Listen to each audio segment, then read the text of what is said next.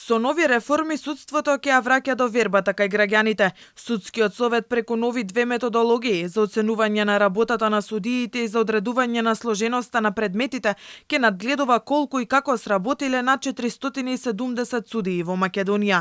Секој судија ќе добива оценки за ефикасноста во тоа што сработил и колку реално ја исполнил нормата, со што за претседателката на судскиот совет Павлина Црвенковска ќе се промени лошата перцепција кај граѓаните. Секој судија ќе биде реално оценет и согласно неговите оцени ќе напредува во кариерата. Ако имаме објективно оценување врз основа на вредносни критериуми, тогаш ќе имаме и поодговорни и попосветени судии, а со тоа и на некој начин ќе придонесеме кон враќање на довербата на граѓаните во судството. Методологијата со индикатори за сложеност на предметите не се уште имплементиран во АКМИ системот. Однапред утврдената сложеност на предметот во моментот кога судијата ќе го прими предметот, тоа ќе значи посоодветна распределба.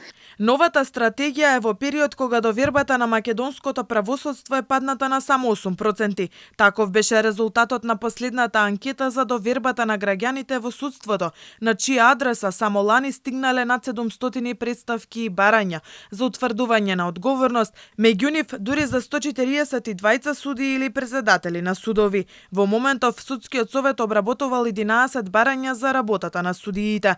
Двајца веќе биле казнети со парична казна, но одлуката ја чека својата правосилност. Советот донесе одлуки со кои е утврден престанок на судијата функција судија поротник на 157 судии поротници. Во 2021 година судскиот совет разреши 7 судии, 5 судии поради нестручно и несовесно вршење на судската функција и 2 судии поради сторена потешка дисциплинска повреда. Според годишниот извештај од 34 судови во Македонија, ажурни се само 15. Врховниот суд, 4 апелациони и 14 основни судови се вбројуваат во неажурните. За минатата година пак судскиот совет потрошил 42,5 милиони денари, што е 2 милиони денари повеќе во споредба со 2020-та. Најмногу пари или 80% се одвоили единствено за плати и за надоместоци, за стоки и услуги 14,03%, а во капитални инвестиции само 3,58%.